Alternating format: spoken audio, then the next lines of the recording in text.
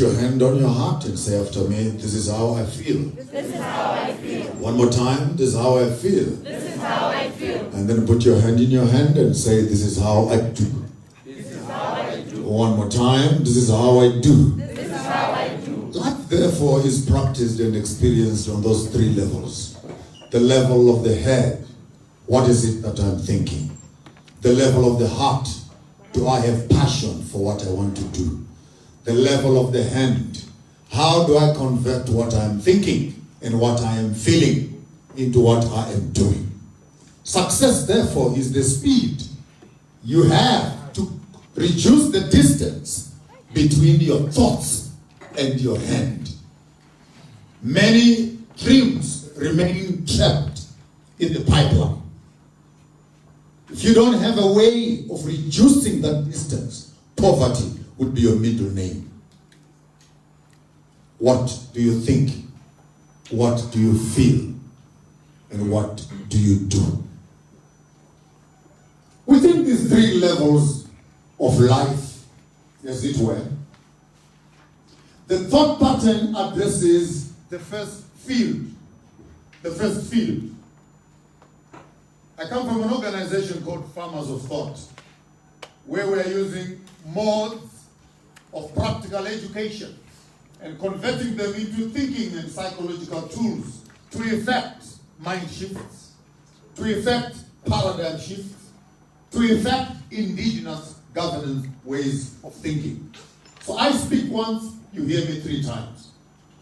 I will engage you at that level of sophistry. Don't worry, we can count how many angels can dance at the sharpest point of a needle. Because we want to calculate the square meterage of air, but that's for another day. Your first field is the field of the mind. It grows grass also. The second field is the field between your legs.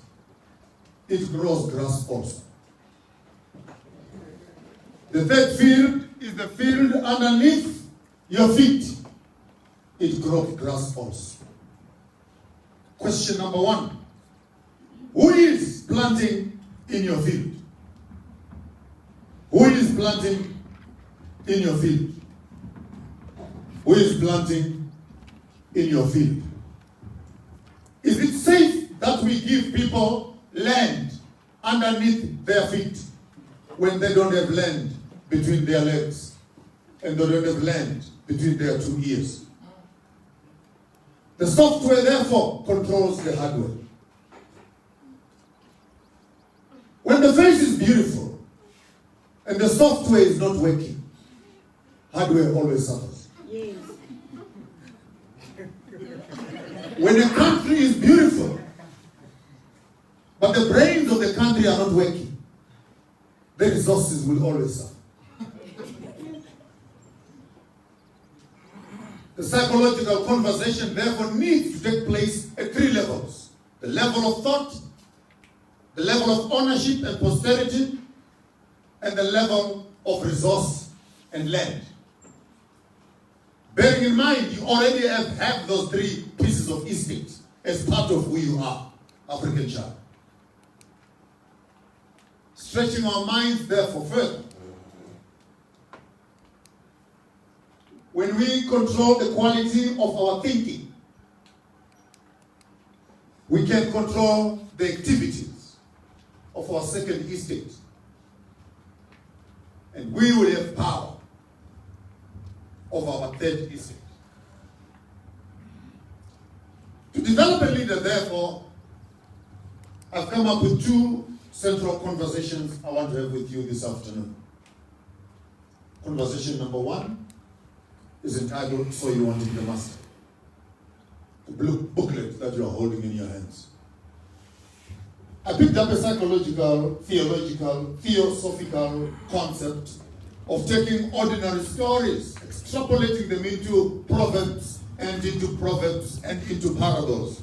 Not for the sake of being theological, but rather with the intention of using a common story to stretch out an illustration. Are you following? It was a long sentence, yeah? So you use one thing because you want to teach another. Because people can relate better to subjects that are outside of them than to talk about subjects that are without them on the exterior. So I picked up a story of the Good Samaritan. Not because I want to make you church members, though I'm capable. I could talk right now and I could have an offering before we close here, but let's not make it more difficult. Yeah? So I took the story of the parable of the Good Samaritan. And as I went through the story of the Good Samaritan, I found myself sitting with 6 people.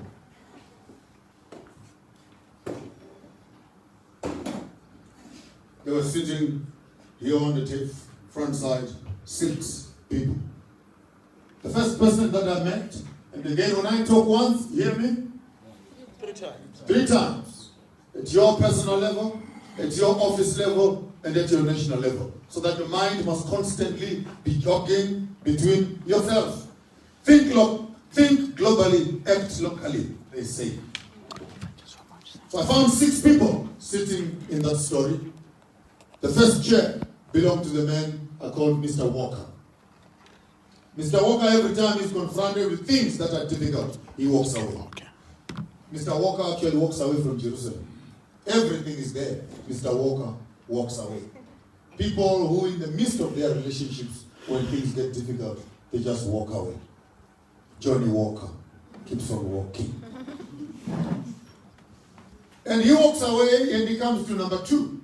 The person whom I call the thief. The thief is always waiting behind every organization. Waiting behind every street corner.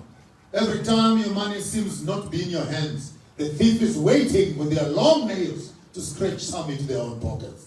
Thieves are always there. Emotional thieves, academic thieves, commercial thieves, national thieves, political thieves. Thieves are everywhere.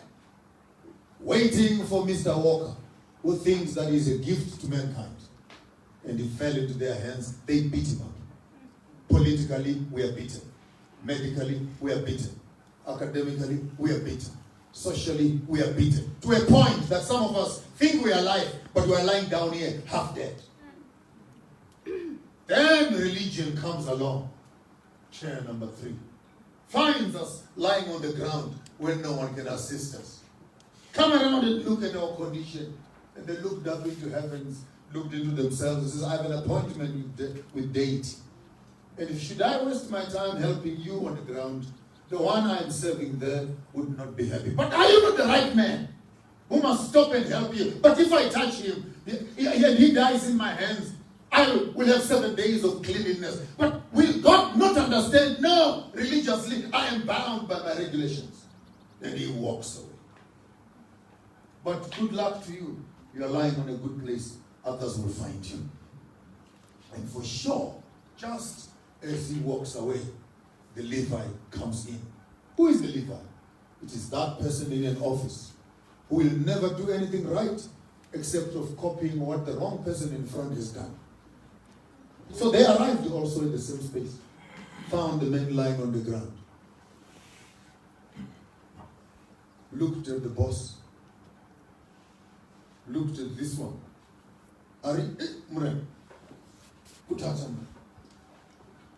If chairman as a honor to that, not him. If the boss cannot help you, tough luck. The Levites are the bad learners who come into offices of responsibility not to reform them, but actually maintain disorder and perpetuate injustice. This means politics, this means religion, this means academics. Text the back. You were oppressed in a system. You are now in power. You also oppress. You go there to maintain the same system that messed you up. Kids have gone 2-3 times to suicide. Now you are in power. Are you there to change the system or to maintain the system? So we have the lever, and he walks past. Also, if the boss can't help you, I can't help you. And our climax of the story is the Samaritan himself. He comes along on a donkey, finds the beaten man on the side of the road, does not ask himself the question, what will happen to me if I help the man? Asks himself the question, what will happen to the man if I don't help him? He prioritized the life of the other above his own life. To which, therefore, he saw the man. I like that part there. Went off his donkey. I like that part there. Went down to where he was. I like that one also. And he touched him, put his hands around him. And after touching, pouring wine on the wounds, he touched him. Oh, come on, someone don't get going there. Pouring again oil on the wounds. Bandaging the man nicely. Lifting him up, putting him on his own donkey. And he walks while the patient is sitting on the donkey. If you are looking from a distance, the poor one is the one who is walking. The rich one is the one who is on the donkey. But if you get closer, you discover, oops, actually, the one who is wounded is one also the donkey. The one who is strong, he is walking. So you want to be the master? You sacrifice your privileges for the betterment of others. You want to be a master? It is your donkey. You can walk today. Weak people can't do that. Strong people can. So you want to be the master, therefore, wants to place you in an environment where you can be of use and of usage to yourself, to your family, to your community, and everything else. But how do you sacrifice your privileges for someone else? He carries him and takes him to an inn. They call it an inn. Here is the climax of service delivery, where you are waiting for those that are coming to receive a specific help from you. Do not make it difficult for people who are paying for a service to beg around the service which by right belongs to them. That's evil. That's evil.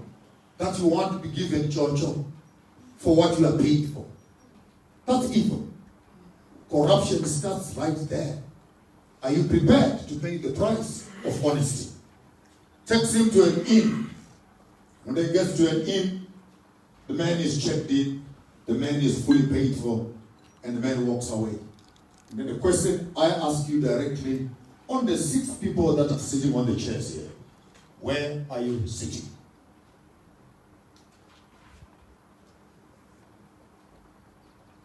The walker, the thief,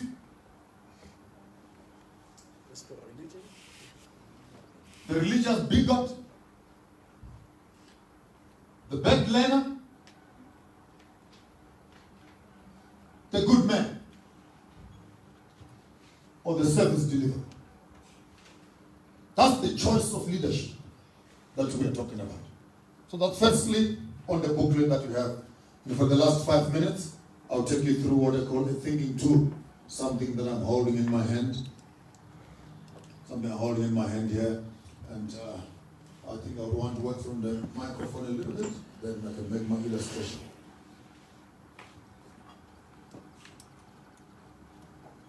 If I had been with you for the better part of the seminar, I would have made sure by the time you all leave here, you should have been able to go to the bushes there and collect something for yourself.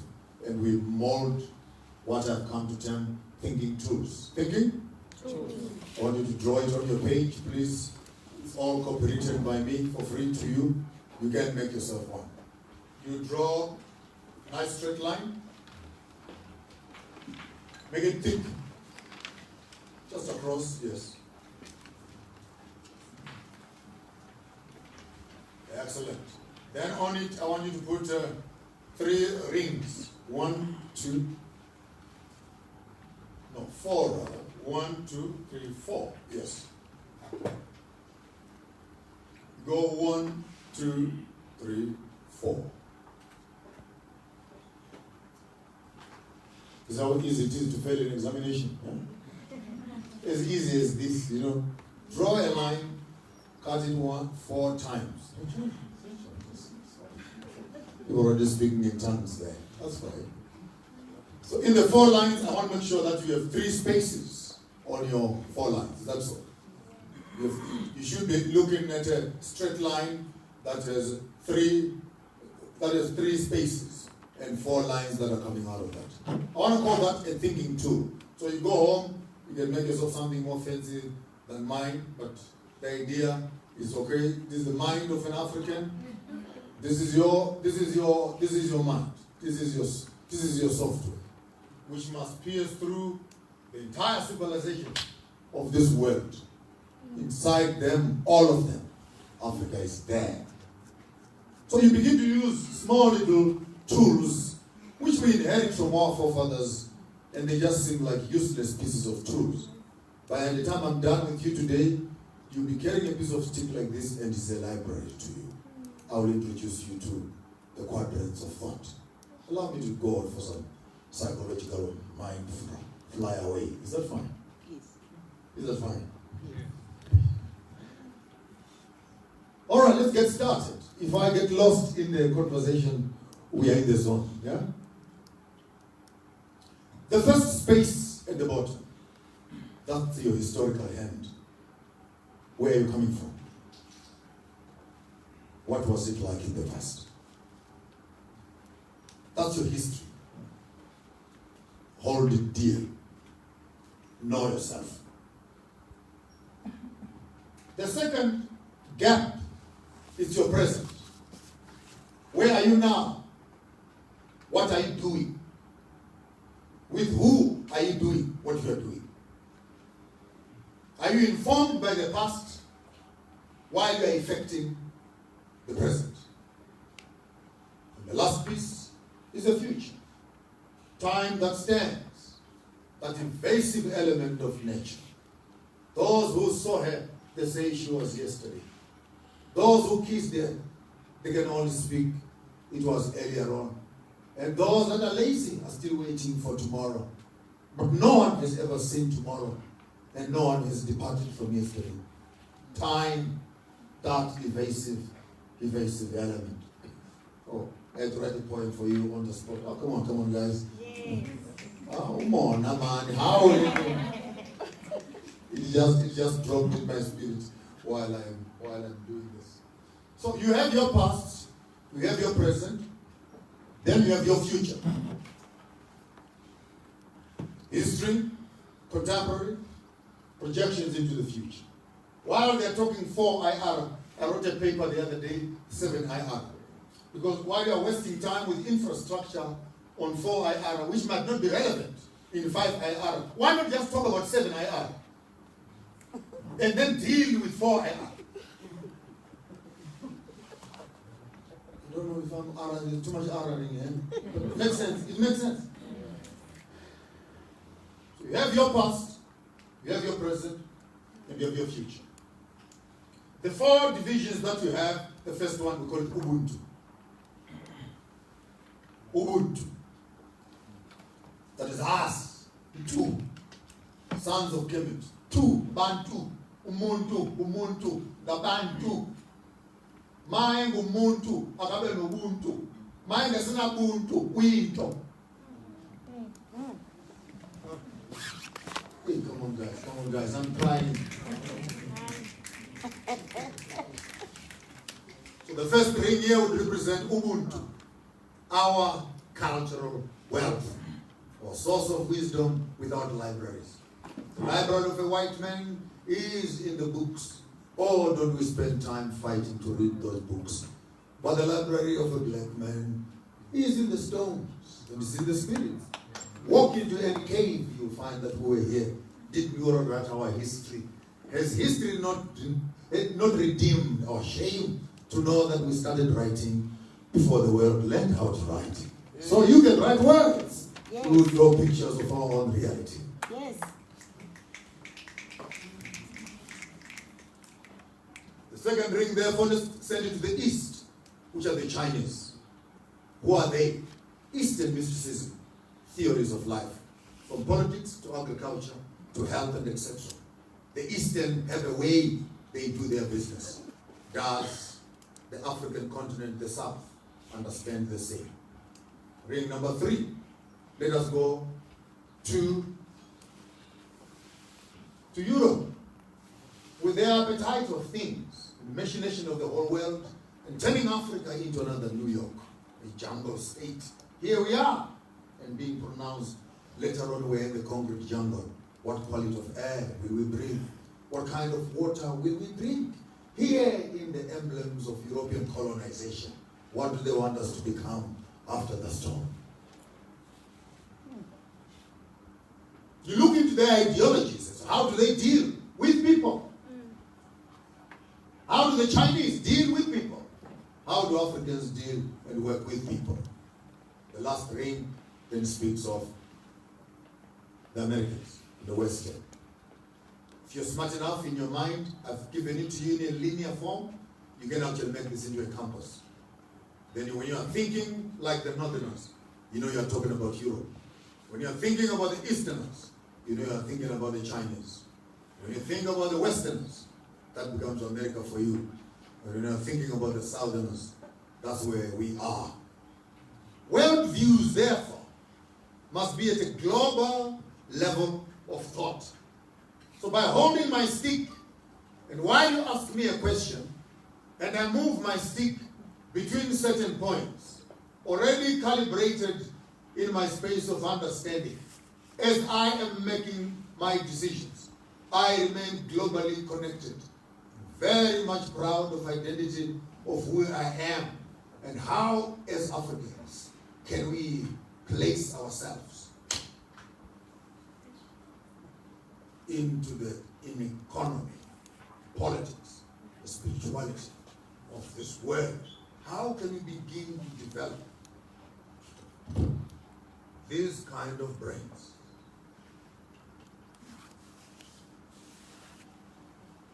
That can walk through all institutions of learning.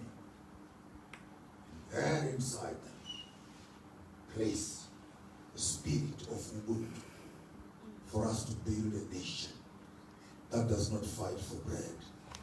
For us to live in our houses where we don't need to lock the doors. Where our rate of crime must be the rate of love, and sympathy, and peace.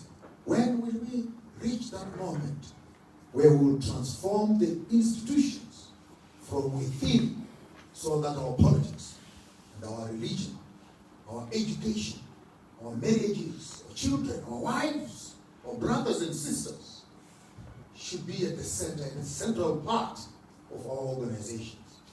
My appeal to everybody that is in the house, try and make some time, build up your thinking too. Think of the past, think of the present, think of the future. Where do we belong as a band?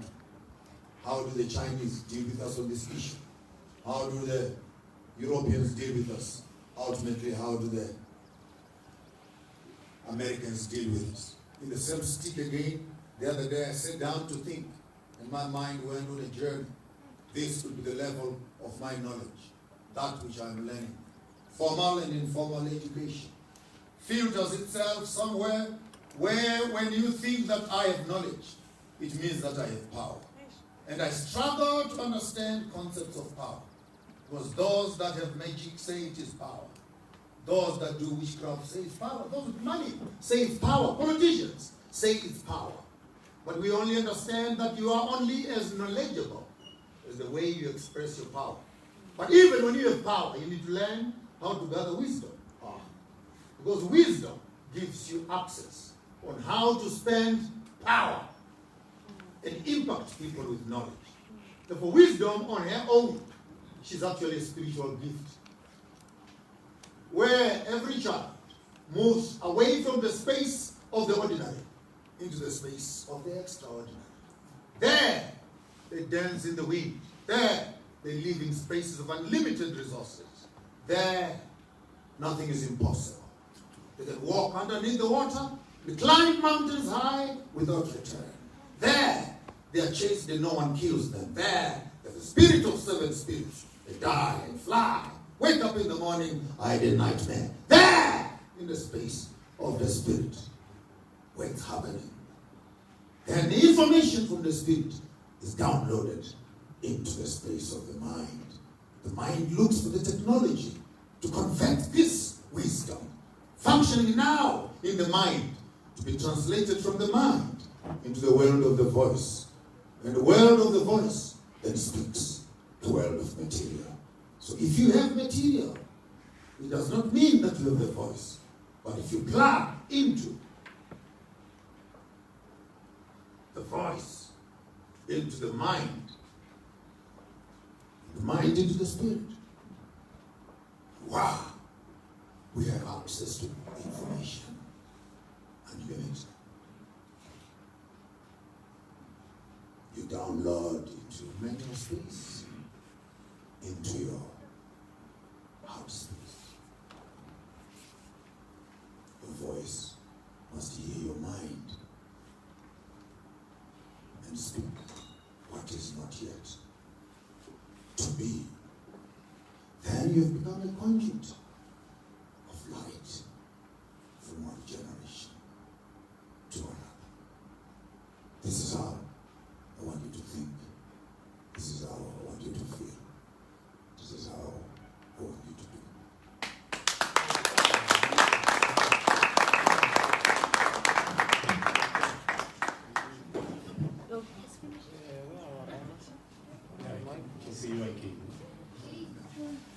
Refreshing informative, regardless of where you stand politically. Especially, we just came from